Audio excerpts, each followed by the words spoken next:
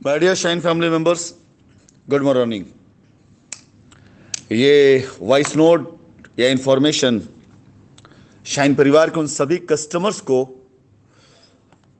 कह सकता हूं कि शायद एजुकेशन देने के लिए या उनको सूचित करने के लिए या उनको ये चेतावनी देने के लिए भी कि अगर आपकी बॉडी में, आपके शरीर में अगर किसी पार्ट में, मान लीजिए कि अगर आपके सर में कहीं कोई प्रॉब्लम है, आपको बीमारी सर की है, दिमाग की है, नेरो की है, और आप नेरो सर्जन छोड़ करके अगर आप बोन स्पेशलिस्ट के पास जाते हैं या किसी ऐसे नॉर्मल डॉक्टर से इलाज कराते हैं जिसको उसका ज्ञान ही ना हो, तो आप यकीन करिए कि वो बीमारी बढ़ना स्वाभाविक है।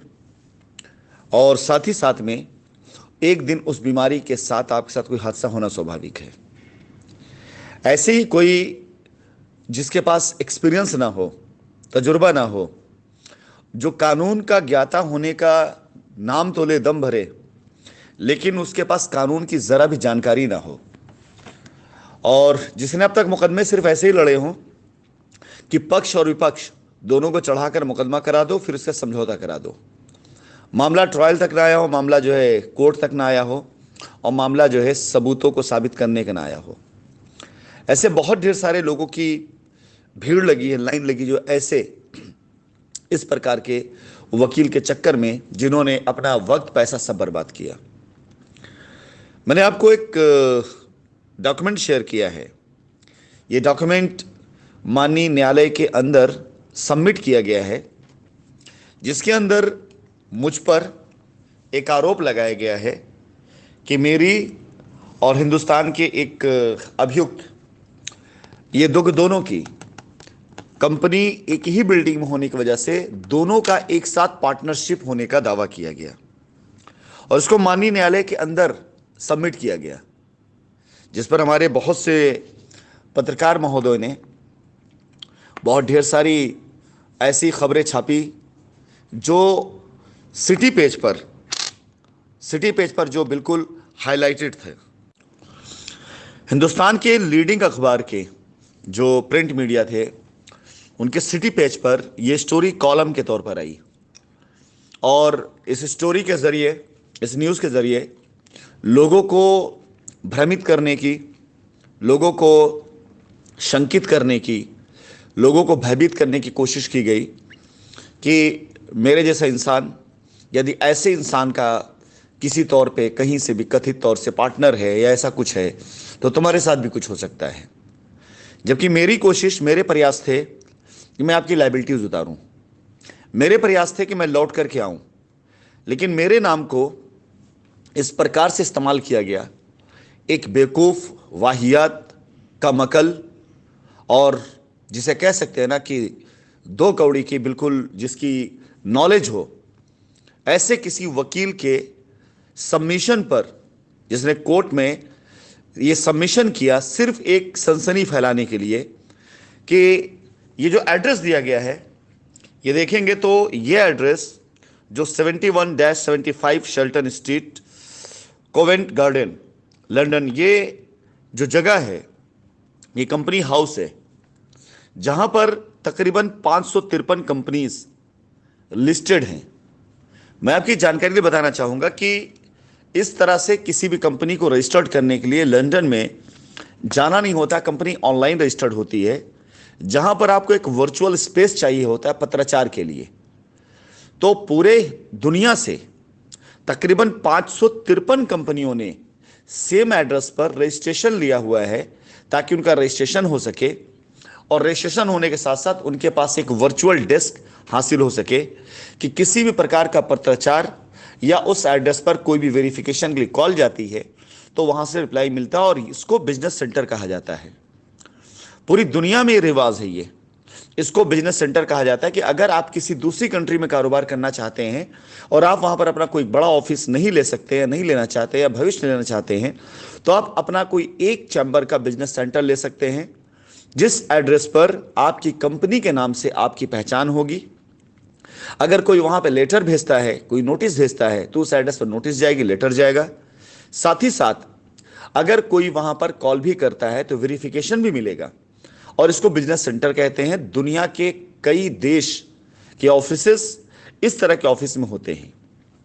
अब इस एड्रेस पर 553 कंपनियां रजिस्टर्ड हैं, तो इसका मतलब कि मैं 552 कंपनियों का पार्टनर हुआ या वो 552 कंपनियां मेरी पार्टनर हुई। वहां पर 553 में दो ऐसे नाम जो आपके काम का था उसे पिक किया गया, जबकि इसी जगह पर ऐसी कंपनियों के भी नाम लिस्टेड है। मैंने आपको पूरी वेबसाइट डाल दी है जिसको आप लॉग इन करके देख सकते हैं। ऐसी कंपनियों के नाम भी लिस्टेड हैं जो दुनिया में धूम मचा रही हैं, अच्छे काम कर रही हैं, तो इसका मतलब मैं उनका भी पार्टनर हो गया।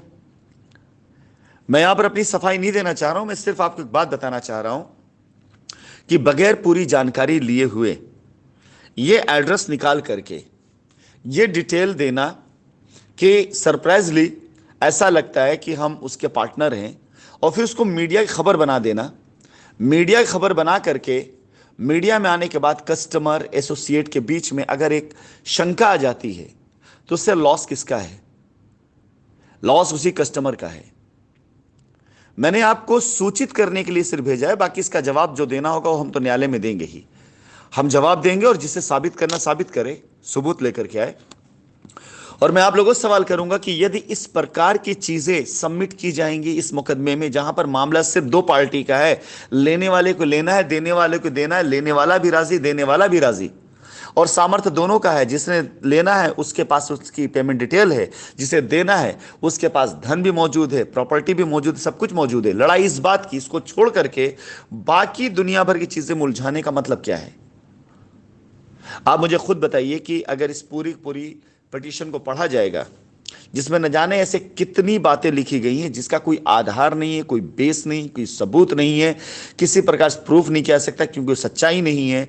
वहां कहीं पे नहीं लिखा गया है कि हमारे कस्टमर की अदायगी हमें करा दी जाए।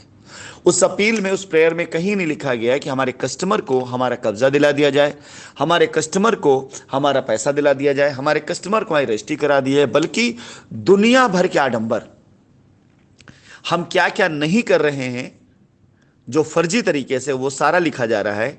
और हम क्या क्या कर सकते हैं, हमें क्या क्या करना चाहिए, उसके बारे में कोई पैरवी नहीं। तो फिलहाल आपके सामने ये पहला वो है जिसमें आप देख सकते हैं कि जिस एड्रेस को आधार बना करके मुझको भारत देश के एक भगोड़े अपराधी के, जो घोषित अपराधी है, जो सरकार का पैसा लेकर भागा है, जो बैंक का पैसा लेकर भागा है, उसके साथ मेरी पार्टनरशिप दिखाई जाती है सिर्फ मात्र एक एड्रेस के बूते पर, 71-75 शेल्टन स्ट्रीट। इस ऑफिस में दुनिया के नामी गिरामी कंपनियों के भी ऑफिस हैं। यानी वो सारे के सारे उस अपराधी के पार्टनर हो गए, या वो सारे अच्छे लोग भी मेरे पार्टनर हो गए। फैसला आप करिए, सामने आपका है कि आप कैसे लोगों के चंगुल में फंस करके आप अपनी जिंदगी को, अपने पैसे को, अपने अच्छे वक्त को बर्बाद कर रहे हैं। फिलहाल इससे पहले मैंने आपको 2 ऑडियोज भेजी। उन 2 ऑडियोज के अंदर आपने खुद देखा है कि किस प्रकार से कंपनी के अंदर रहते हुए लोग कंपनी के पीछे छुरा घोंप रहे हैं। यानी जिन्हें रखा जा रहा है आपकी रखवाली के लिए, वही आपको लूट रहे हैं। इसमें आप खुद फैसला करिए कि दोषी कौन है, अपराधी कौन है। कंपनी कोशिश कर रही देने की, लेकिन लोग अपनी फीस से ज्यादा दलाली पसंद आ रही लोगों को। समझदार अब आप लोग हैं। मुझे लगता है धीरे धीरे आपकी आंख खुलनी शुरू हो गई, आपके अंदर जागरूकता आनी चाहिए। मैं इन सब बातों में सिर्फ यही कहना चाहूंगा कि माननीय न्यायालय के अंदर हम लोग पूरी तरीके से अपनी बात को रखने के लिए सक्षम हैं, और हम अपनी बात में सिर्फ एक ही बात कर रहे हैं, हम किसी के क्लेम को डिनाई नहीं कर रहे हैं, चाहे वो लीगल में हो चाहे लीगल ना हो, हम दोनों क्लेम को मान रहे हैं। लेकिन ऐसी आदतें, ऐसी हरकतें, ऐसे लोग आपका काम होने में रुकावट बन रहे हैं। धन्यवाद।